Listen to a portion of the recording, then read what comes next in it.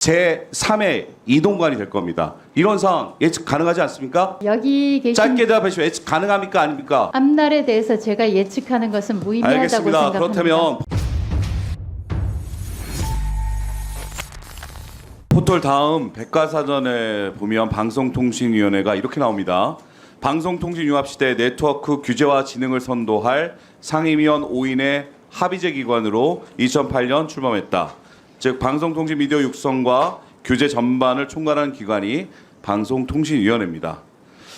이진수 후보자님, 작년 인터넷 TV VOD 매출이 20% 급감했습니다.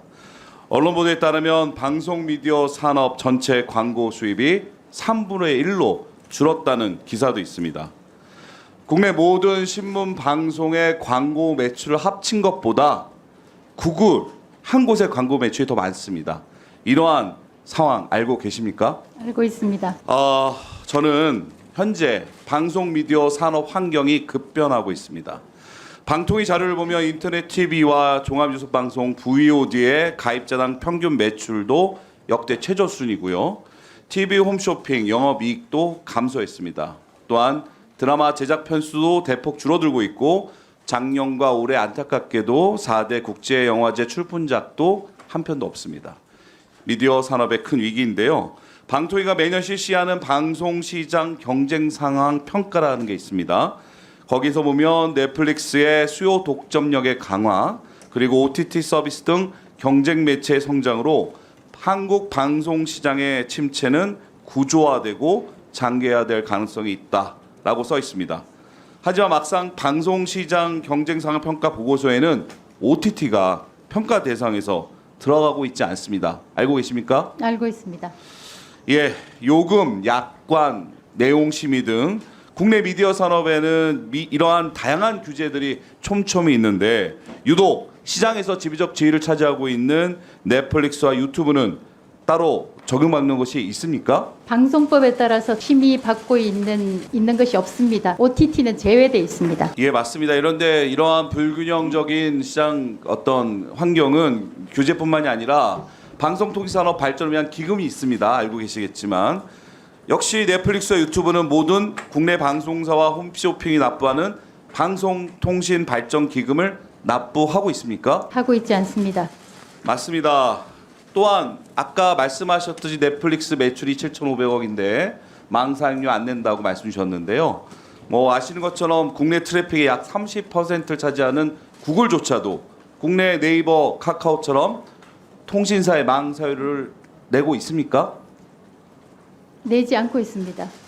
예, 잘 알고 계시네요. 그렇다면 이렇게 진단한 내용들이 제가 본 의원이 생각하기에는 현재 국내 방송 미디어 산업은 큰 위기입니다. 우리가 만든 문화 콘텐츠가 세계적으로 인기를 끌고 있지만 국내 방송 생태가 파괴된다면 그리고 제대로 된 플랫폼이 없다면 제조는 고미고비고 이익은 다른 나라에서 가져가는 그러한 상황입니다. 저 이준석 후보자님께 여쭤보겠습니다. 방송통신위원회에 미디어 혁신 지원과라고 있습니다. 뭐하는 부서인지 간단히 설명해 주십시오. 정확하게 제가 그 세부적인 상황을 모르신다면 제가 설명드릴게요. 방송통신위원회 훈령 372조에 따라 임시로 설치되었고 현재 미디어 산업에 엄청난 영향을 끼치지만 여전히 법의 사각지대에 있는 OTT를 어떻게 관리 감독할지 준비하는 부서입니다.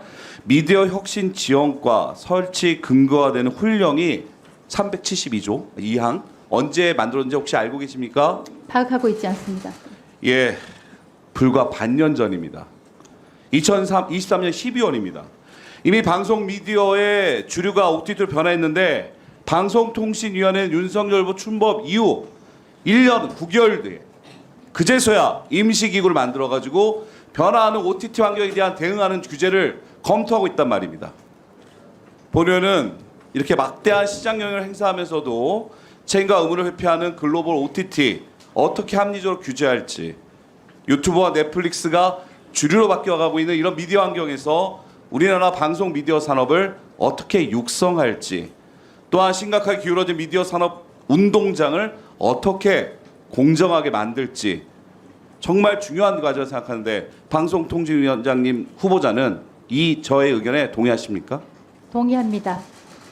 네. 답변을 간단하게 드리면요. 아까도 지적을 하셨지만 넷플릭스의 매출액이 7,500억에서 7,700억 원으로 잡히고 웨이브나 티빙 같은 경우에는 2,500억 원 정도의 매출이 잡히고 있습니다. 그래서 이 두 개의 회사가 이 두 개의 국내 OTT가 합병을 하게 된다면 긍정적인 시너지가 발생할 것으로 생각이 되나 아까 그 위원님들께서 지적하신 대로 해외 OTT, 구글이나 넷플릭스 같은 경우는 망 사용료를 내지 않고 있다는 이른바 그 비대칭적 토내를 보고 있습니다. 제가 청문회를 거쳐서 방통위원장으로 임명이 된다면 이 부분을 특히 주목을 하고 잘 살펴보려고 예, 합니다. 알겠습니다. 국민께 약속했으니 기대해 보겠습니다. 하지만 안타깝게도 이수 후보자가 방송통신위원장으로 임명된다면 불법적인 이익 구조에서 방문진과 KBS 이사 선임을 강행할 겁니다.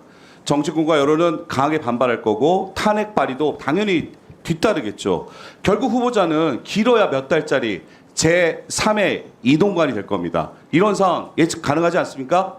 여기 계신 짧게 대답하시오. 예측 가능합니까? 아닙니까? 앞날에 대해서 제가 예측하는 것은 무의미하다고 알겠습니다. 생각합니다. 그렇다면 본 의원은 이렇습니다. 본인의 정치적인 편향성을 갖고 있고 그릇된 언론관을 갖고 있는 임명자의 후보 추천에 의해서 방통위원장에 또 국회 의견과 상관없이 임명된다면 이러한 방송 미디어에 해야 될 과제가 산적함에도 불구하고 지난 2년 동안 방통위는 아무런 역할을 하지 않았다는 직무유기를 얘기하는 겁니다.